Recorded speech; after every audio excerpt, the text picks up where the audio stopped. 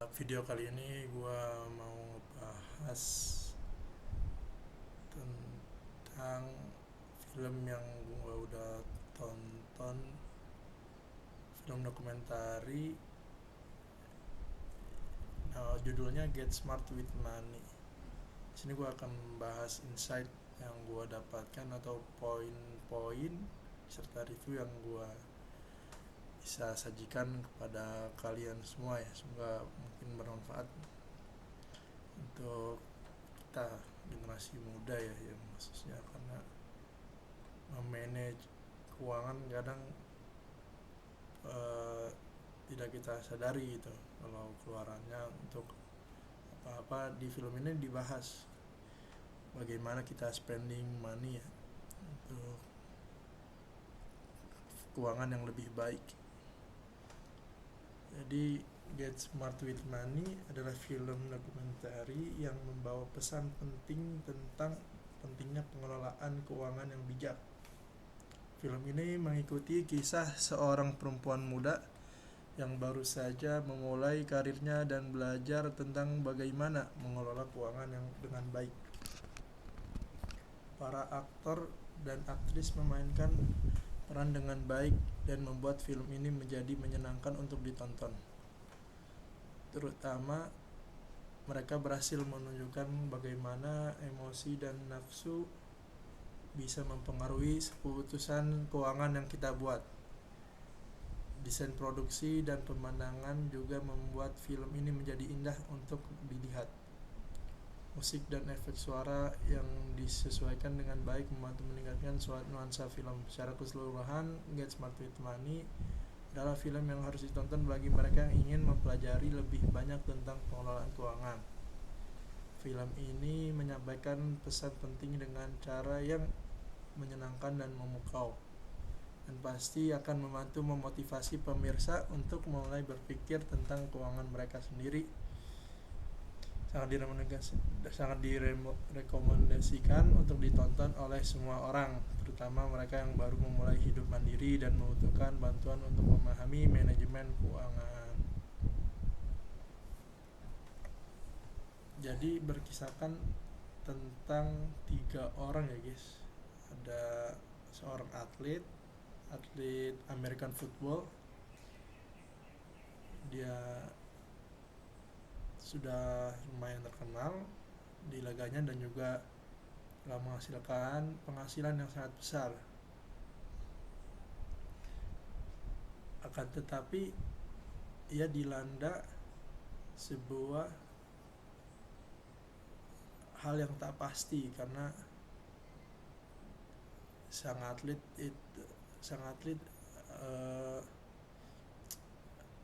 performanya menurun hingga akhirnya dikeluarkan ya karena cedera juga, hingga akhirnya diistirahatkan.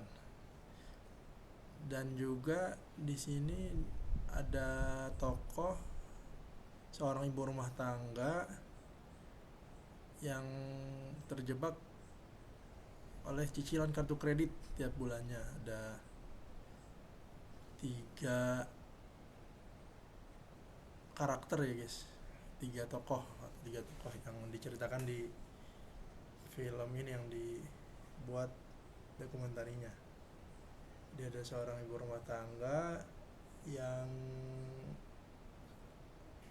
mereka berdua suami istri, maksudnya suami istri, cuman yang diceritakan istrinya aja mengeluarkan penghasilan yang cukup besar ya untuk rumah tangga mereka, dan ternyata bisa di manage lebih baik lagi di film ini yang dibantu dengan para financial management atau mungkin financial planner ya, yang disediakan oleh dari tim Netflixnya itu. Dan juga ada satu tokoh lagi, seorang wanita muda, seorang buruh harian lepas atau pegawai restoran, memiliki 2 pekerjaan, double job. siang malam ya kerja untuk memenuhi cicilan kartu kreditnya nih.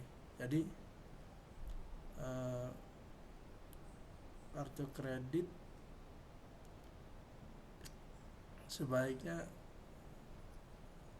kita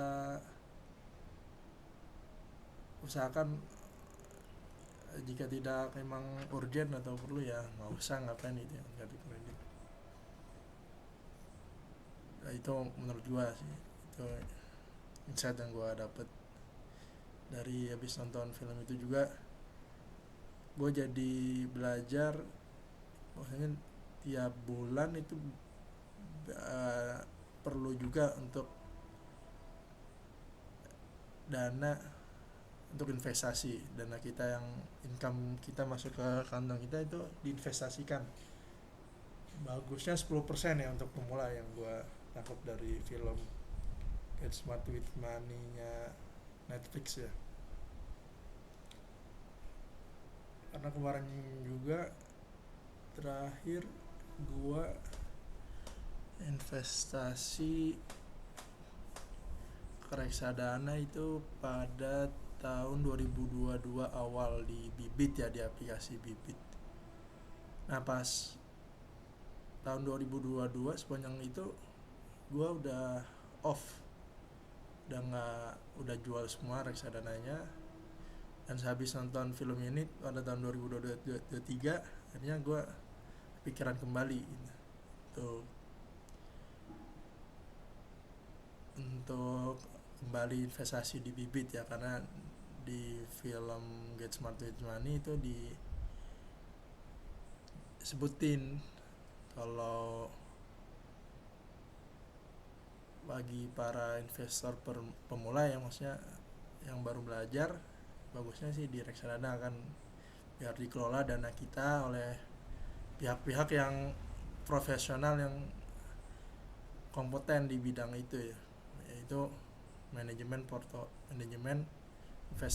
investment ya. Dan nanti dana kita dikelola ya, dikumpulkan ya semua dana nasabahnya ya, itulah. Dan juga gue udah bahas di Instagram gue ya tentang reksadana syariah, jadi bisa ditonton ya di IG-nya, ada tuh di link, nanti tinggal klik aja ya linknya di deskripsi YouTube gue ada, nanti kalian bisa nonton lagi kalau belum ngerti mungkin ya. Kalau ingin mengulang kembali ya bisa untuk pemahaman reksadana ya, kalau barangkali ada yang udah ngerti, barangkali ada yang belum ngerti maksudnya gitu. Jadi gue kembali berinvestasi di Bibit, langsung aja gue. Wah, ini nggak sponsor ya, cuman ya gimana lagi, maksudnya yang simple yang praktis ya Bibit gitu. Juga pastinya gue referensi syariah karena gue belajar tentang ekonomi syariah. Jadi karena gue muslim juga kan, gue ngikutin pendapat ulama yang bilang kalau nggak syariah itu ya investasi yang bukan syariah ya, misalkan investasinya ke obligasi yang nggak syariah, itu kan pada dasarnya keuntungan dari bunga pinjaman. Jadi gue nggak ikut pendapat yang membolehkan ya, gue ikut yang lebih baik syariah gitu. Kalau ada syariah kenapa enggak gitu. Nah itu guys, jadi setelah gue nonton film Get Smart with Money, ternyata urgent juga untuk kita investasi.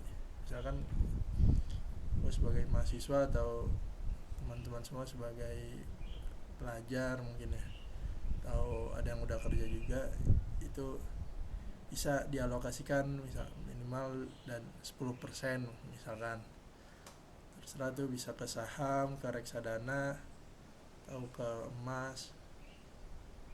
Cuman untuk pemula disarankan di situ sama pakar-pakarnya ya ke reksadana gitu ya.